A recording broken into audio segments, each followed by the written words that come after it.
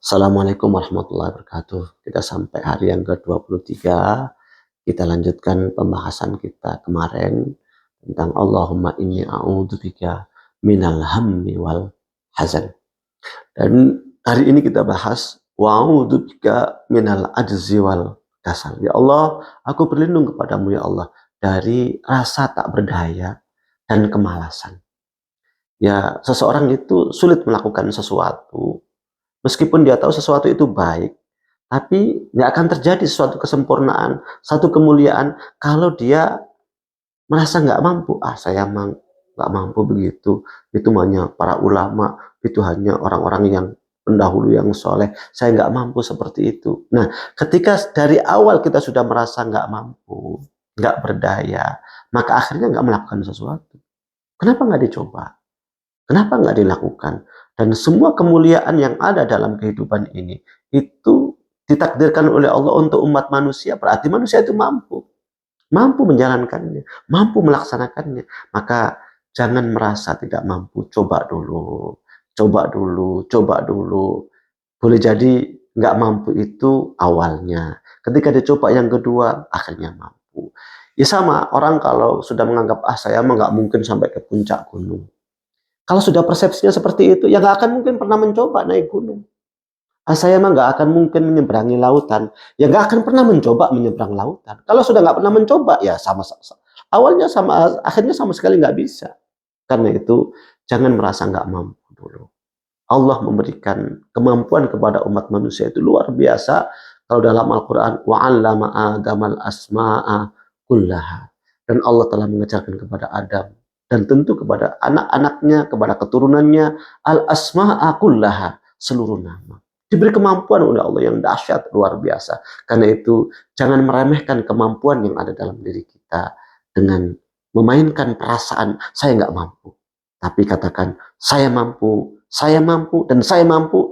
Coba dulu, coba dulu. Kalau nggak, dievaluasi. Kenapa nggak bisa? Dievaluasi lagi. Sehingga rasa nggak mampu itu lama-kelamaan akan hilang.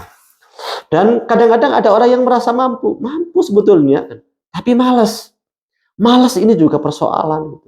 Karenanya hilangkan rasa tidak mampu dan hilangkan kemalasan. Itu musuh kita. Kenapa musuh kita? Buktinya kita setiap pagi berdoa, wa'udzubika minal ajzi wal kasal. Ya Allah, aku berdoa, aku memohon perlindungan kepadamu ya Allah dari perasaan nggak mampu dan rasa malas. Nah, kalau kita berlindung kepada Allah dari rasa nggak mampu dan rasa malas, berarti tidak mampu dan rasa malas itu musuh kita. Itu tidak boleh ada dalam diri kita. Enyahkan rasa tidak mampu, enyahkan rasa malas. Karena doa kita, Allahumma inna na'udzubika minal ajzi wal kasal. Kalau mufrad, Allahumma inni a'udzubika minal ajzi wal kasal. Wa'udzubika minal jubni wal bukhl. Dan aku berlindung kepadamu ya Allah dari juben. Juben itu sering diterjemahkan pengecut. Al-bukhl, kebakilan. Ya artinya orang kalau ingin meraih kesempurnaan, meraih kemuliaan, itu perlu pengorbanan. Nggak ada satu perjuangan tanpa ada pengorbanan. Nah, pengorbanan itu yang utama itu dengan fisik dan dengan fasilitas. Orang kalau malas atau enggan ya mengorbankan fisiknya sehingga tidak mau meraih kemuliaan, maka itu namanya juben, pengecut.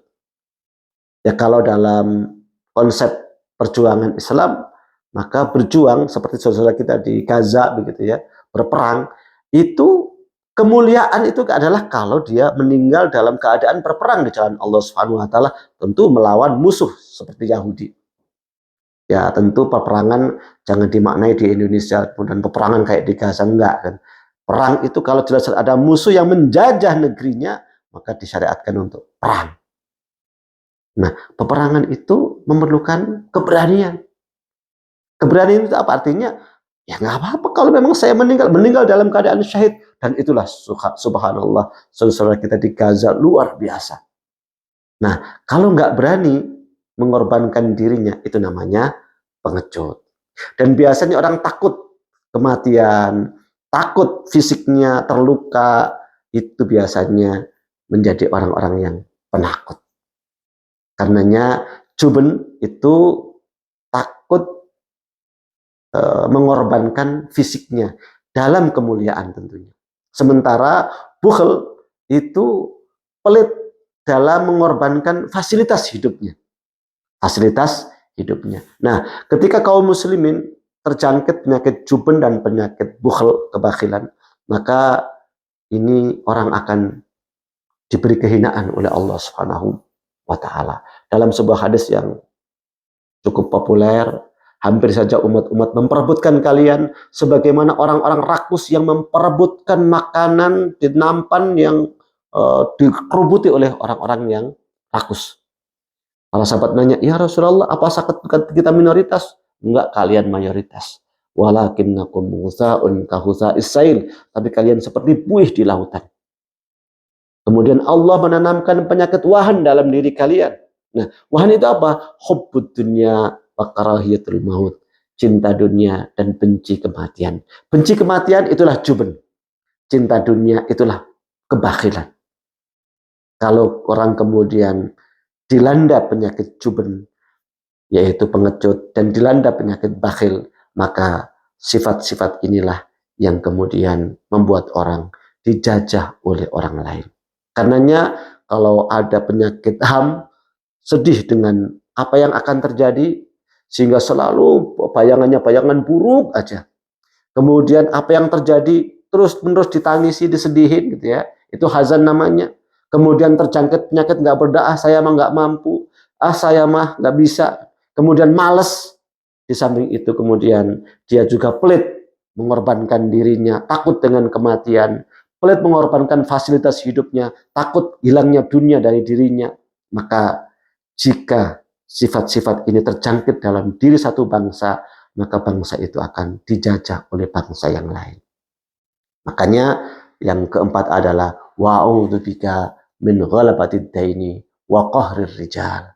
Dan akhirnya ditimpa dengan kemiskinan, ketidakberdayaan, dan akhirnya didominasi orang lain. Karena itulah maka kalau kita membaca doa ini setiap pagi, setiap petang, berarti takut dengan masa depan, atau selalu membayangkan masa depan itu suram terus, dan sedih dengan apa yang telah terjadi, kemudian merasa tidak berdaya, malas, pengecut, bakhil, kemudian dililit utang, dan dalam dominasi orang lain, itu penyakit-penyakit musuh bagi umat Islam, musuh bagi kaum muslimin. Karenanya saking takutnya, saking khawatirnya dengan penyakit-penyakit ini terjangkit dalam diri, selalu setiap pagi berdoa, Allahumma inni a'udzubika minal hammi wal hazan, wa a'udzubika minal ajzi wal kasal, wa a'udzubika minal jubni wal bukhl, wa a'udzubika min ghalabatid daini wa qahrir rijal. Tapi terakhir,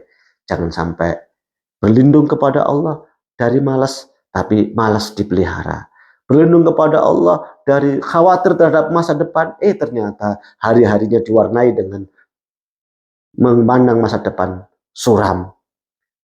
Berdoa kepada Allah Subhanahu wa taala agar dihindarkan dari ketidakberdayaan, tapi ternyata terus-menerus mengembangkan ketidakberdaya itu dalam dirinya. Karena itu berdoa itu adalah obsesi, tekad, keinginan, dan mudah-mudahan Allah melindungi kita dari penyakit-penyakit yang berbahaya ini. Assalamualaikum warahmatullahi wabarakatuh.